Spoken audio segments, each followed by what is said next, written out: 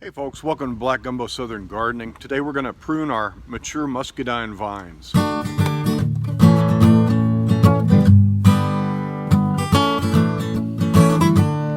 Okay, this is just a brief video to show you how I prune my 4-year-old muscadine vines. These are mature and they have been producing for me very well. And well, I want to show you how to tend these things. They grow gnarly. They get to be such a huge mess, and they grow. Some of these vines have grown, like this guy here could come off here and go 30 feet one way, and this one will go 30 feet the other way. You got to tend to these muscadine vines. You just can't let them grow wild or they won't produce as much fruit for you. We began our micro vineyard in 2017. We set aside a little strip of land, and I'll talk about it in a moment, but we dug out some soil right in our yard and made sure that these things would have a nice place to live.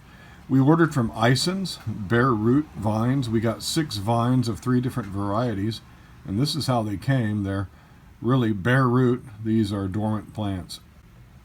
We planted them and let them grow up, and then the next year, 2018, they had gone down the wire. We had trained them, and we had to start pruning. We had to start pruning for shape and for vigorous fruiting.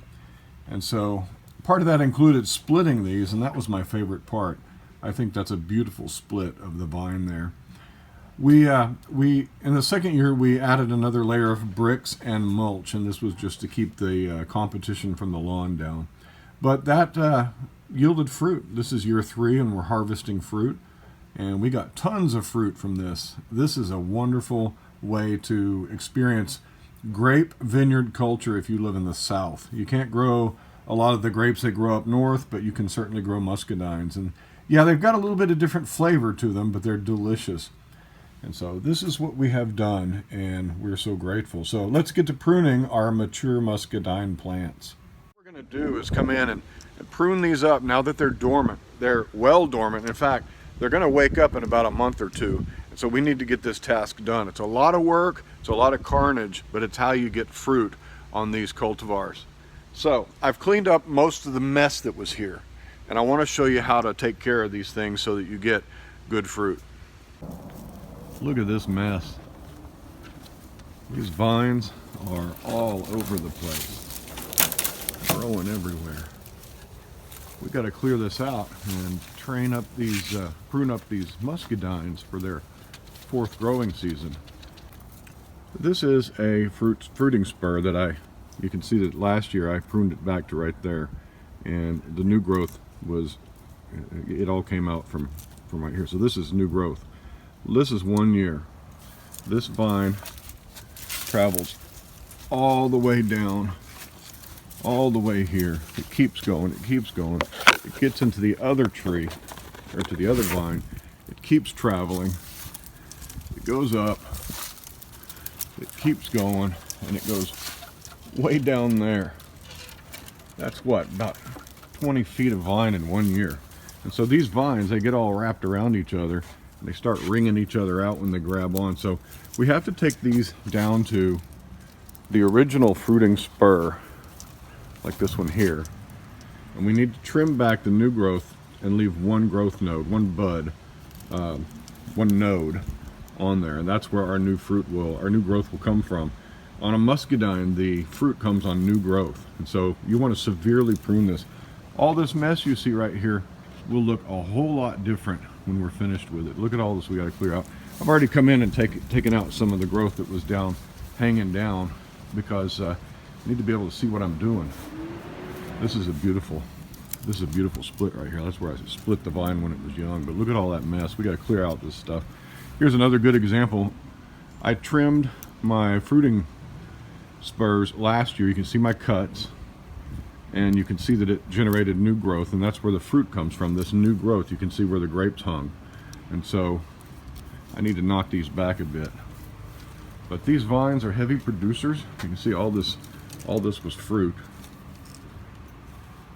and this is where the main lateral ends, and it just keeps growing. All the new growth gets tangled up in all the other plants. They don't keep their hands to themselves. So we got a piece of work here. What we're looking for on a muscadine that has come up to the wire, and you've split that to grow 2 laterals down the wire. You're looking for these little spurs like this that come off. These are fruiting spurs. These cordons grow up, and you want to try to get them to grow up, although most of mine, because of the weight of the plant, have all now turned downward. Although right in this little section I've got some upward facing little cordons here. And so what we want to do is come in and find, this is for a mature muscadine. I'll show you how to grow or how to prune a younger muscadine in another video. I'll link that right up there. But for this, what we're doing is we're looking for our old cuts from last year, and you can see them. You can see where you cut last year, like that right there. I don't know if you can see that, but that's last year's cut. And so that cut promoted new growth, and all this new growth has buds on it. And so on a mature muscadine, you want to bring all this mess down as close to your previous cut as possible, because we want all our fruit to grow right in here where we can get it. We don't want these things shooting vines out 10 feet and having our fruit laying on the ground. And so you'll come in here and you'll find last year's cut. For example, right here was last year's cut, and this is new growth. There's a bud, there's a bud, there's a bud. You want to leave 1 or 2 buds on last year's on the new growth that came after last year's cut. Does that make sense? So here's my first year wood, and then I can see where I cut last year right here from the scar tissue. This is a new vine, and so I'm going to cut right there and leave 1 bud. Now you'll also want to come and snip off all of these tendrils here, because they can ring your plant. And you want to just kind of clean up as you go, and loosening this stuff up, because it's so tight, and so these things don't keep their hands to themselves.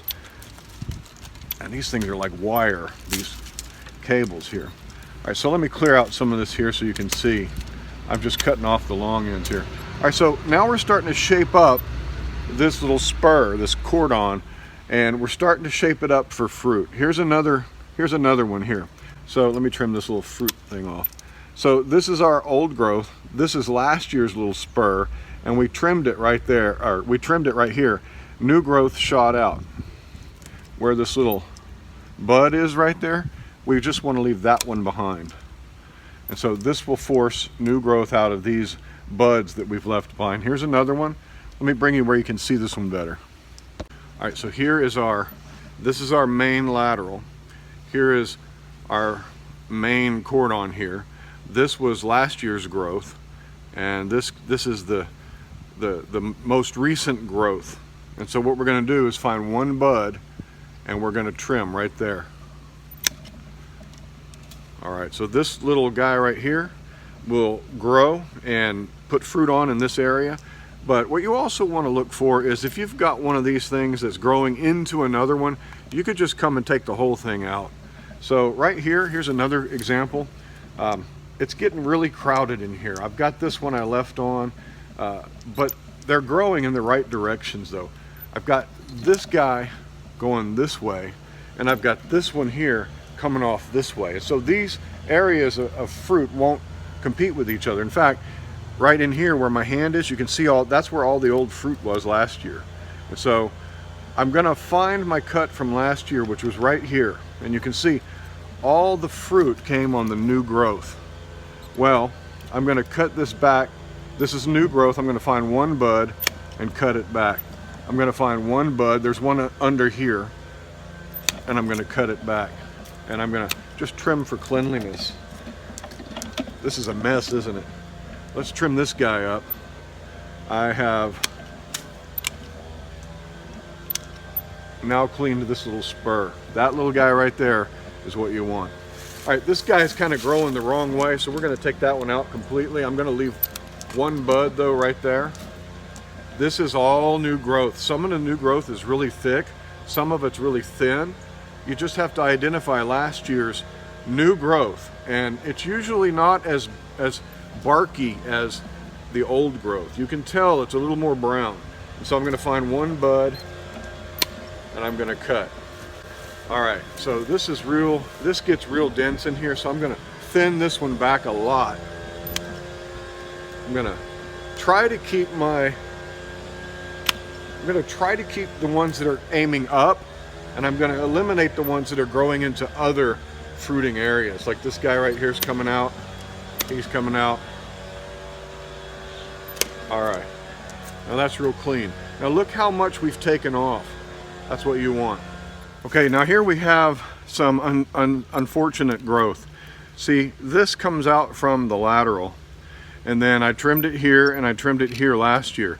You can see that the new growth has decided to go backwards across into this area. So we have to deal with that. I'm going to just trim it right there, and that little bud can go this way. You also have to trim off these tendrils that hold everything down, and they can ring your plant. So if you see them ringing your plant, you want to try to take those off. But here's another one. This is going this way. If I trim it there, the fruit will come out of this bud and go downward. So I'm going to go along here and start trimming this up. Let's see. That's the cut from last year. So there we go. One bud left on each one. And that's how we do it. One more example, we'll clean this one up. You can see that this one came down from the lateral, and it goes this way, that way, and down. Unfortunately, some of them are gonna grow downward. What you wanna aim for is about a hand spacing between each growing cordon, about a hand width. This is too close to these two, and it's going downward. So I'm gonna take the whole thing out. So now I have nice spacing here. I have a hand width, a hand width, a hand width between the next one. You can't see that one, but it's going that way. So that's what we want to look for, and that's how you train it in its early years. But yeah, for now, this one just kind of shot out here new, so I'm going to trim it off right there. There's a bud right here that will break and grow some more. Over here, we're going to trim this one back, just like that. We're gonna take that bud right there. And so you can see we're cleaning it up pretty nicely here. And so I'm gonna go along and just do some trimming on these and get this, this whole vineyard, this micro vineyard, cleaned up.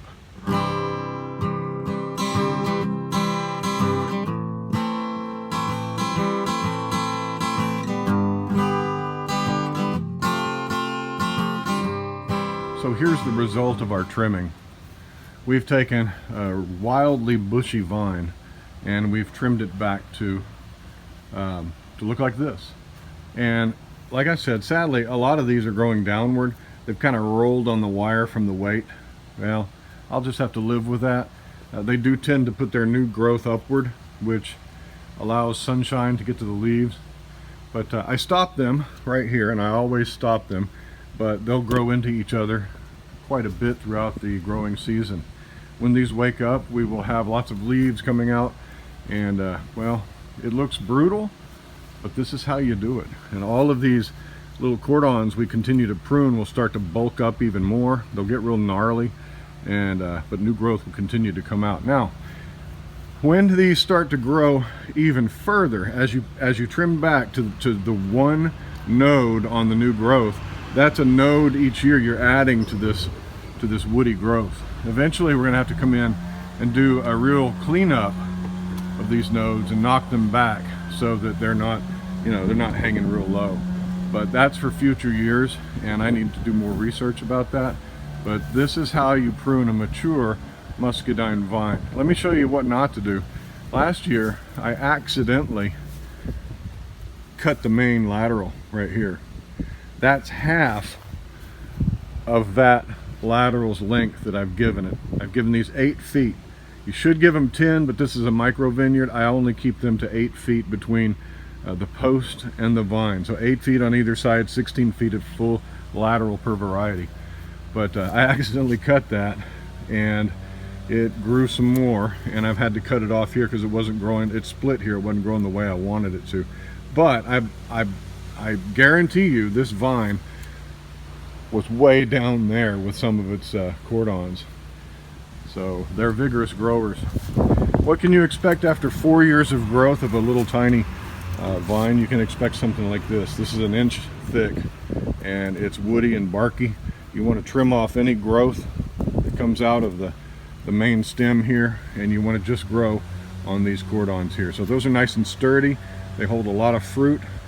Unfortunately, I didn't get any in this whole foot of vine. Maybe we can nick this and force some growth hormone to give give us some growth here. Maybe I'll try that, but I need to research some more. But this vine right here was suffering. You can see it's not as vigorous as the others because there used to be a tree right here. But now that that tree is gone, I expect to get better performance here. These others down here have been giving me tons of fruit over the years. These are really wonderful varieties from Ison's nursery, and I'm using Greg Ison's methods, and they work perfectly. This is a fry, this is a bronze. I love this muscadine. This one down here is a dark color, and it puts on tons of fruit. This is a cowart, and it is a black self-fertile variety, but you get more production with self-fertiles if you have other pollinating varieties around. So yeah, so you might think, how do you get enough sunshine in between two houses? Let me show you. The way I've oriented my vines is so that the sun comes directly over. So that's north, that's south, that would be west, and that would be east. So the sun comes up, and in the peak growing season, this little corridor between these two houses is just enough of full sun all day long. The sun transits that way, and so this worked out well for me. These muscadines need full sun. During the winter time, like right now, they don't get any sun, especially the ones next to my house, because, well, that's the way the sun works. But in the summer, in the spring, when they start waking up, they get full sun all day long. So you want to think about your sun when you're planting a micro vineyard like this. You really take off a lot of material when you're pruning these muscadines. There's a ton of vines that come down, so every so many feet. This is all of last year's growth that has been taken down. And each vine I've taken off a lot of material, so you gotta prune heavily. There we go. A real brief demo on how I prune my muscadine vines that are mature. Thanks for joining me on Black Gumbo Southern Gardening. Check out my muscadine playlist. It's very short, but it's got some good info in it, and I hope you enjoy. Hey, take care and happy gardening to you. Bye-bye.